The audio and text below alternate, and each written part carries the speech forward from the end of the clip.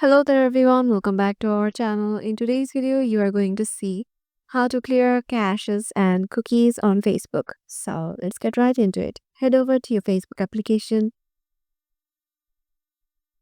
Once you're there, make sure you have logged in into your desired account. Then head over to your three lines icon on the upper right corner. Then scroll down and tap on Settings and Privacy drop down box. Then head over to Settings.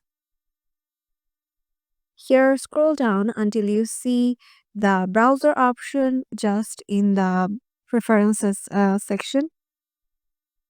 And then there you will find your browsing. Under your browsing activity, there will be cookies and cache, link history, and everything else. So as we want to clear our cookies and cache files, so tap on the clear just right beside it. And then there will be this layout for you. So if you want to clear the cookies and cache files from the sites that you have visited on Facebook will be removed from your device if you just tap on the clear. So as I don't want to clear mine, I am not doing this one. So all you need to do is just to tap on clear and your cookies and cache of Facebook will be deleted. This is how you can do it. Hope this video helps you out and make sure to give it a thumbs up and we will see you in the next video. Till then, stay tuned with us.